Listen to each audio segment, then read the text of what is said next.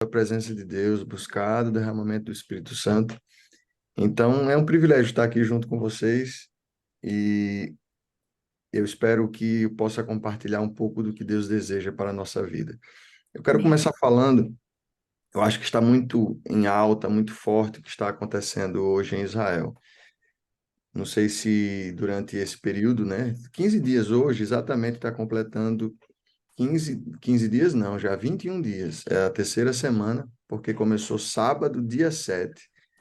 No dia 7 de outubro, um sábado, um grupo terrorista, né, palestino, Hamas, invadiu alguns assentamentos, né, e pegou civis judeus e coisas terríveis estão acontecendo. Eu fiz questão, não sei vocês, mas eu fiz questão de não assistir esses vídeos aí que estão circulando, porque são coisas terríveis. Na minha opinião, algo sem precedente, porque essa guerra já é muito antiga e a gente vai conversar um pouco sobre isso aqui.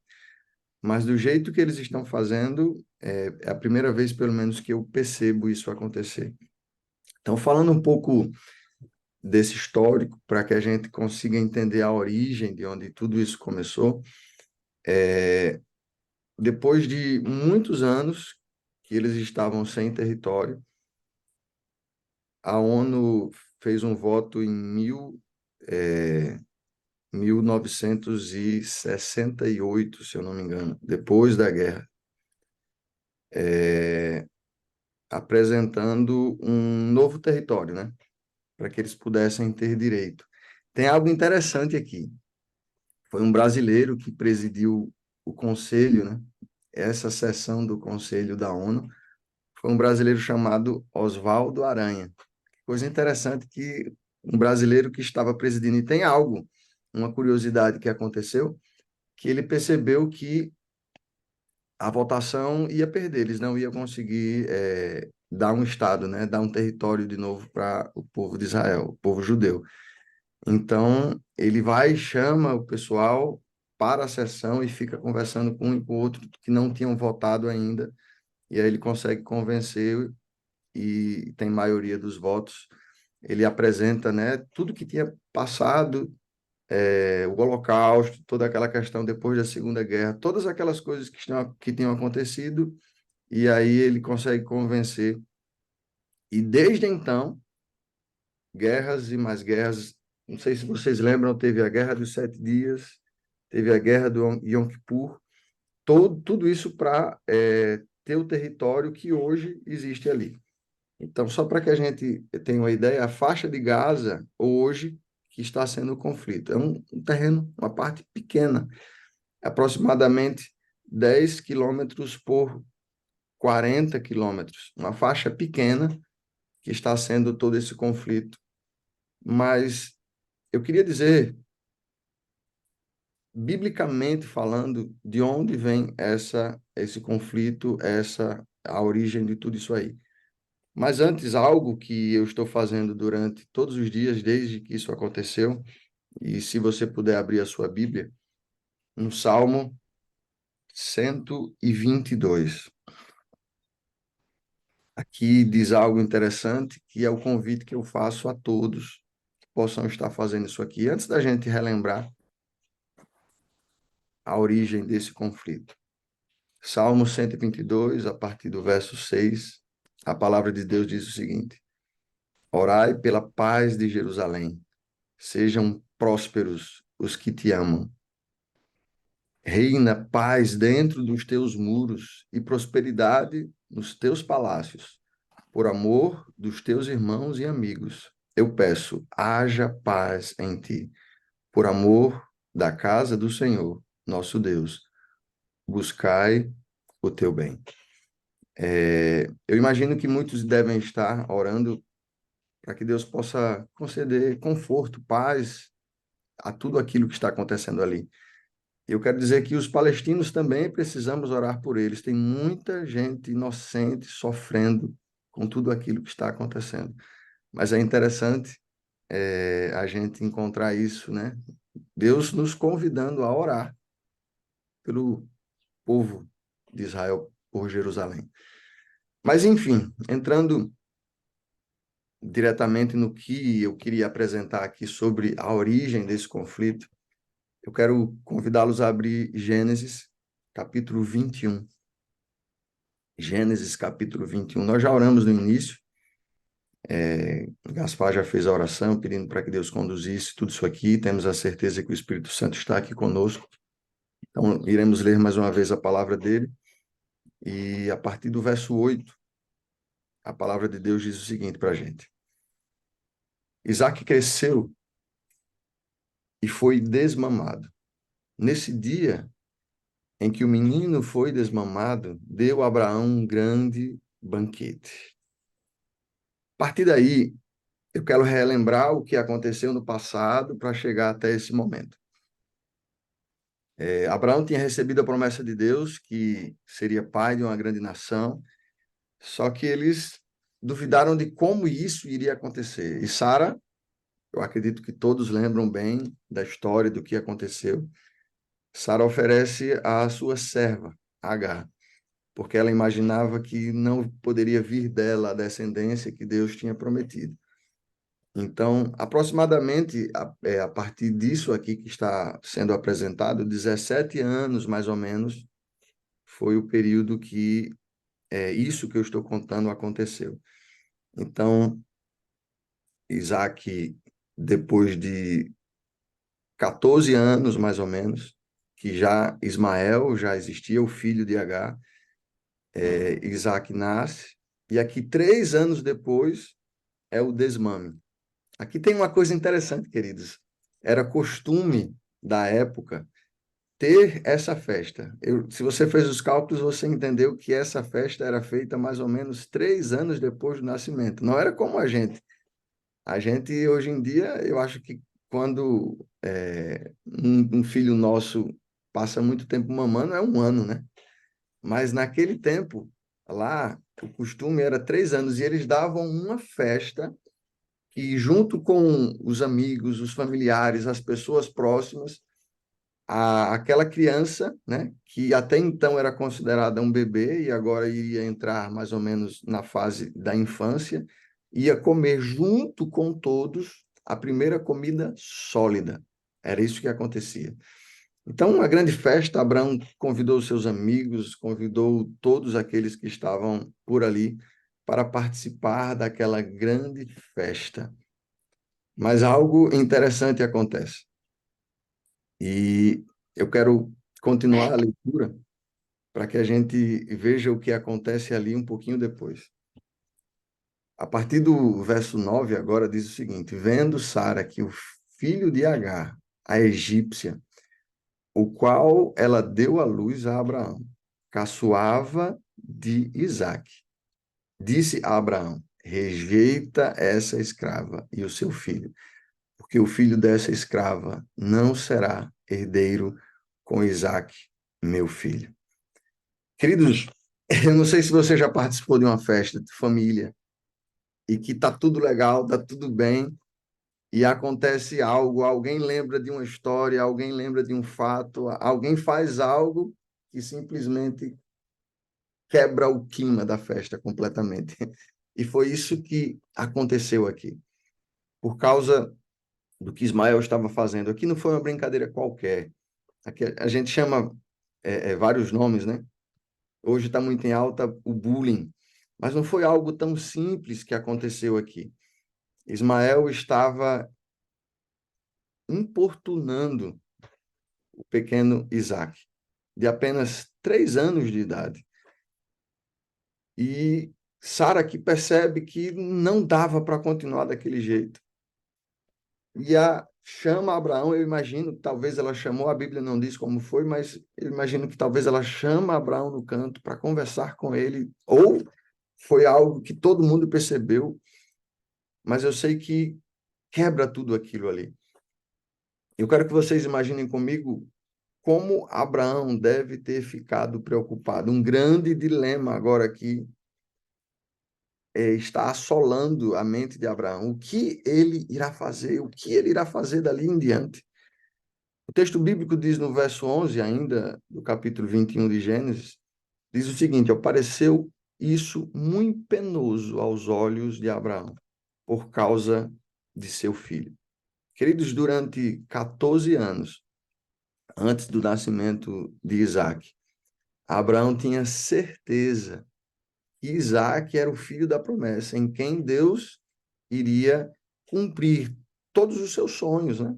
Tudo que ele tinha prometido a Abraão, ele imaginava que iria se cumprir. A grande descendência iria se cumprir em Ismael.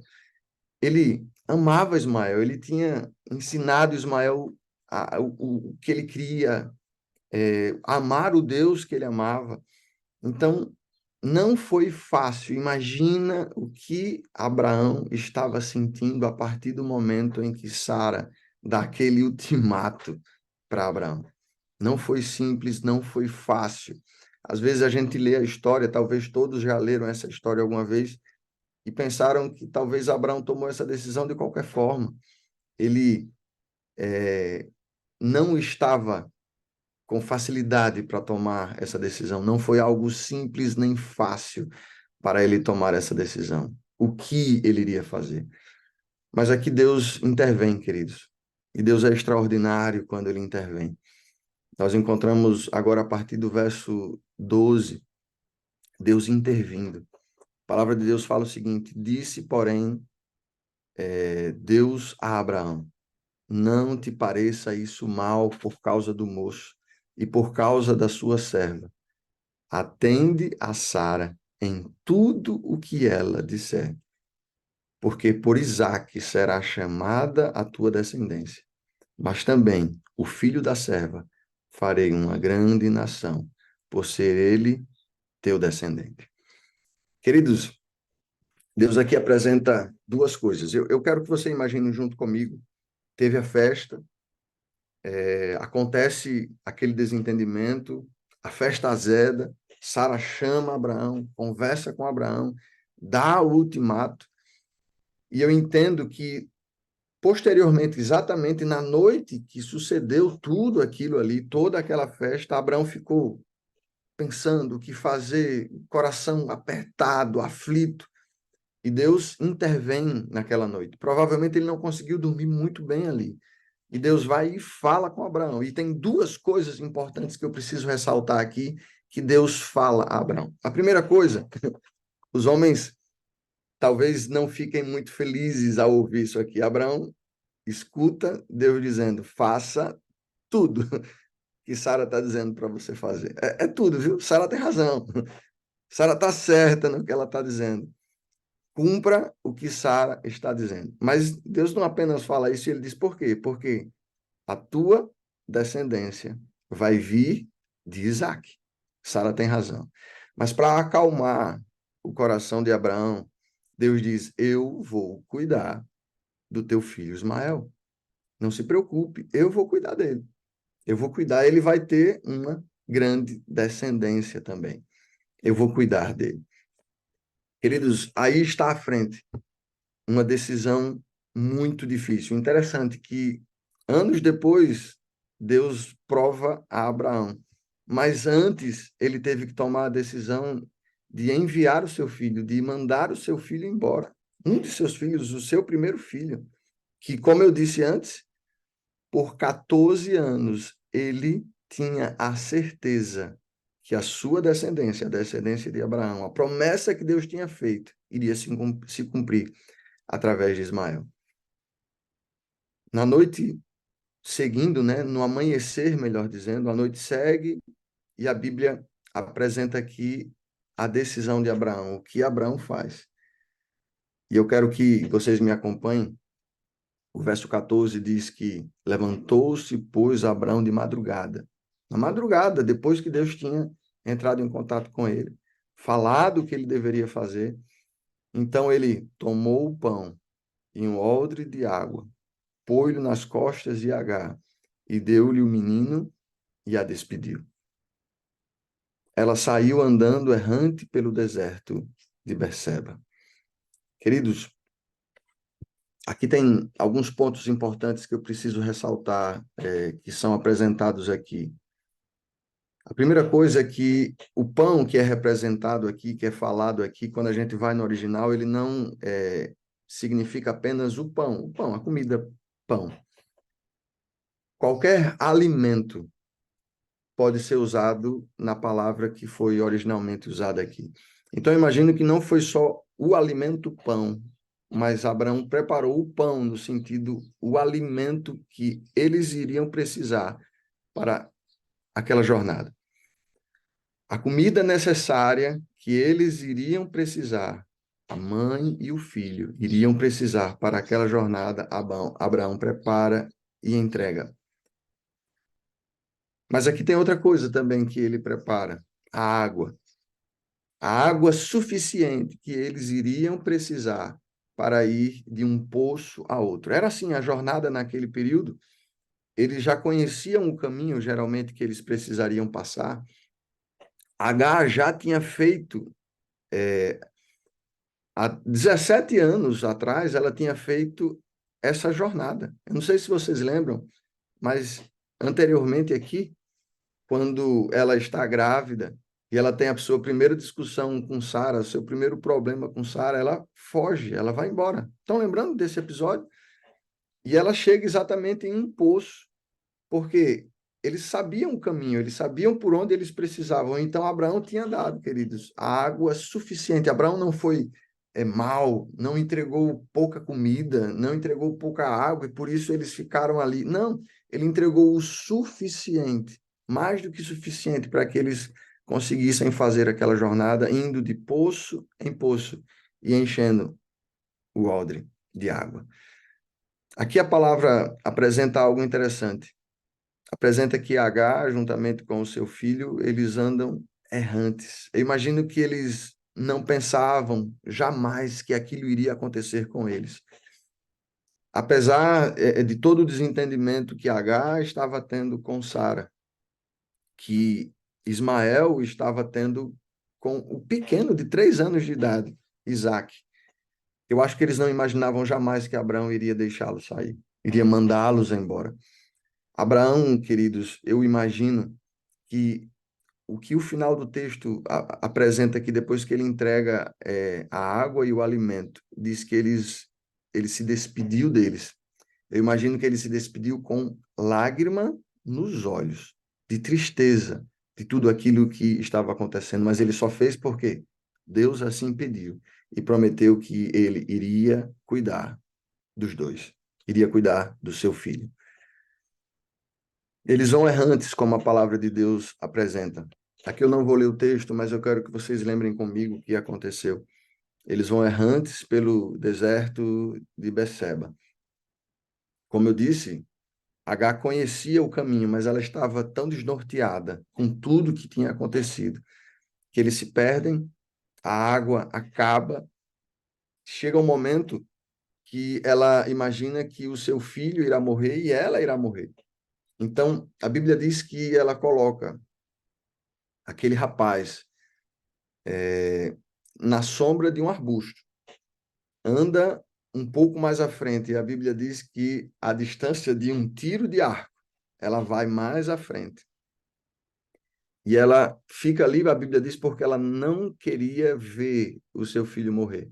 Ela imaginava que o seu filho estava ainda mais cansado. Eu fiquei imaginando esses dias, talvez porque Ismael, ele tinha aproximadamente ali, queridos, 17 anos. Saindo da adolescência, entrando na juventude, forte, né? Provavelmente forte, mas está muito mais desgastado ali de toda aquela caminhada, de toda aquela trajetória que eles fizeram.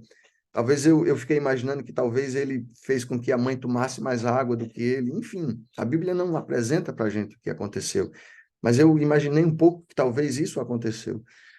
E ela vai à frente, deixa ele numa sombra, num arbusto, ele muito mal ali, e vai à frente porque ela não gostaria de ver o seu filho morrer. E ela ora. A Bíblia diz que ela ora, conversa com Deus, pedindo misericórdia, pedindo para que Deus atendesse a sua oração e os livrasse do que estava acontecendo. Eu quero ler o texto bíblico que apresenta qual foi a resposta de Deus, mas antes de ler, eu quero dizer assim: é extraordinário a gente receber a resposta de Deus. Eu quero fazer um parêntese, que a nossa família, há um pouco mais de um mês, nós estamos orando e pedindo respostas, pedindo para que Deus oriente sobre decisões importantes que nós precisamos tomar. Sexta-feira, que ontem completou uma semana, nós fizemos um acordo com Deus para que Ele nos respondesse em algo. E a resposta dele foi: espere, espere um pouco.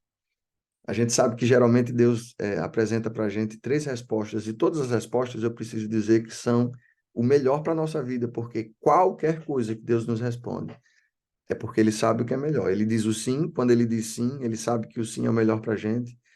Quando Ele diz não, a gente fica triste muitas vezes com o não, mas nós precisamos ter a certeza que o não de Deus é um sim para a nossa vida, porque Ele sabe o que é melhor.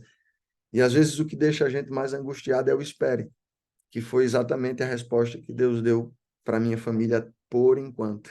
Espere um pouco. Ele não respondeu, ele não nos ajudou, entre aspas, né, na resposta que a gente pediu. Passamos 2 semanas orando, pedindo uma resposta e ele não deu.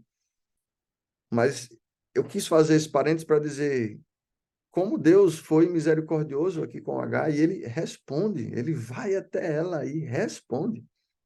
Vejam só a resposta de Deus a partir do verso 17. Aqui diz o seguinte, ó: Deus, porém, ouve a oração do menino. Parece algo estranho aqui. O texto bíblico antes, quando a gente lê, diz que quem estava orando era Agar. Eu não sei se vocês pararam para refletir sobre isso aqui. E a resposta aqui, Deus está dizendo que responde à oração do menino. Deixa eu terminar o texto e depois eu volto para explicar o meu entendimento por que a palavra de Deus coloca isso aqui para a gente. Vou ler de novo. Deus, porém, ouve a voz do menino. E o anjo de Deus chamou do céu a Agar e lhe disse: Que tens, Agar? Não temas, porque Deus ouviu a voz do menino. Daí onde está. Ergue-te, levante o rapaz, segura-o pela mão, porque eu farei dele um grande povo. E aqui Deus mais uma vez confirma o que ele tinha prometido há 17 anos, quando Agar estava errante há 17 anos, quando ela foge há 17 anos atrás. Deus faz essa promessa, que do seu descendente, ela ainda estava grávida, viria uma grande nação. E agora, mais uma vez, ele relembra aquilo ali. Farei um grande povo a partir dele. E o que acontece depois, a última parte aqui, abriu-lhe Deus os olhos, viu ela um poço de água, e indo ela encheu de água o odre, e deu de beber ao rapaz. A Bíblia apresenta que ela estava tão desnorteada, tão perdida, que ela não conseguiu ver que ali próximo tinha um poço. Naquela época, aquele poço provavelmente era uma nascente de água. No deserto, algumas nascentes tinham. E as pessoas cobriam o poço para que animais não caíssem e contaminassem a água. E ela não estava conseguindo ver, e Deus abre os olhos para que ela pudesse ver aquilo ali.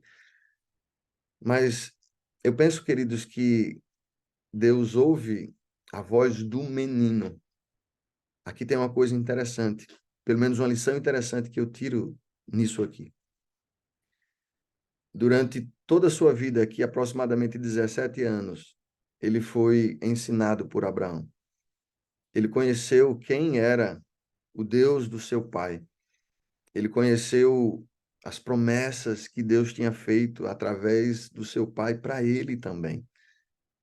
E eu imagino que ele, muito debilitado, mas enquanto a sua mãe estava orando um pouco à frente, como a Bíblia diz, a distância de um tiro de arco, ele estava ali orando, sem forças, sem ter como continuar aquela jornada, mas ele ora e pede misericórdia a Deus. E a palavra de Deus fala que ele ouve a oração do menino, ouve a voz do menino de Ismael. Queridos, esse aqui, toda essa narração que encontramos aqui em Gênesis, nós entendemos teologicamente que é o início do conflito que hoje nós estamos vivendo. São primos, podemos dizer, que estão em guerra por causa de uma decisão diferente da vontade de Deus. Eu acho que todos já ouviram algumas vezes isso ser dito, mas eu entendo que precisa ser repetido. Deus nunca, nunca aprovou a poligamia. Nunca. Ele tolerou aquilo, mas ele nunca aprovou. Nunca foi o plano de Deus que Abraão tomasse a sua serva, a serva de Sara, para que a partir dela viesse a sua descendência. Nunca esse foi o plano de Deus. Mas muitas vezes nós queremos ajudar a Deus a cumprir as suas promessas que ele faz a cada um de nós e tomamos decisões que não é o que Deus deseja.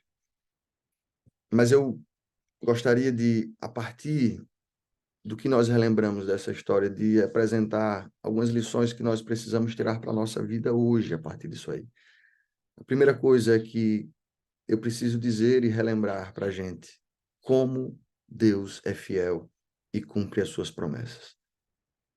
Como ele é fiel e cumpre as suas promessas. A partir dessa história, a partir do relembrar do que aconteceu aqui, nós podemos afirmar com certeza como Deus é fiel e ele cumpre as suas promessas. Queridos, a promessa mais forte que temos hoje e tudo que está acontecendo, essa guerra, também é um sinal que está próximo da volta de Jesus. Está próximo do dia em que nós estaremos olhando para o céu e dizendo: esse é o Deus que aguardávamos, esse é o Deus em quem nós cremos, em quem nós esperávamos. Se todas as promessas que Deus fez, o que nós olhamos na Bíblia e vemos as promessas sendo cumpridas, a fidelidade de Deus, nós conseguimos entender que as promessas que faltam ser cumpridas, através do Deus que cumpre suas promessas do passado, ele irá cumprir as promessas que faltam. E a mais importante, a maior de todas as promessas é: eu voltarei. Eu vou trazer de volta aqueles que descansam. Vou fazer com que vocês tenham um encontro especial. Iremos viver em paz para sempre com o Senhor. Essa promessa é extraordinária. E através dessa história, do início desse conflito que hoje nós estamos vivendo, estamos vendo as histórias, né? Estamos recebendo os relatos do que está acontecendo ali. Nós podemos ter a certeza, mais uma vez, e dizer sem sombra de dúvidas: Deus é fiel e cumpre as suas promessas. Outra coisa importante, através dessa história, é que ele cumpre tudo isso, porque Deus é misericordioso. Talvez se fôssemos nós que tomássemos as decisões, se nós fôssemos Deus ali para tomar as decisões em relação do que iria acontecer com Abraão, com Sara, com Agar, com Ismael, não seria da mesma forma. Mas por causa, a própria palavra de Deus diz que as misericórdias do Senhor se renovam a cada manhã. Ele deseja o melhor para a nossa vida, queridos. Eu não conheço a todos, eu conheço alguns aqui. Mas eu posso dizer para você, sem sombra de dúvidas, que Deus importa com você. Ele é misericordioso, ele lhe ama e ele deseja o melhor para a sua vida. Deus é misericordioso e por isso ele cumpriu e ele cumpre as suas promessas. Gaspar, me permita orar primeiro antes de Luzinete. Eu quero finalizar esse momento com uma oração. Tendo isso em mente, queridos, toda essa história que nós relembramos aqui, na certeza que as promessas que ainda faltam se cumprir, irão se cumprir.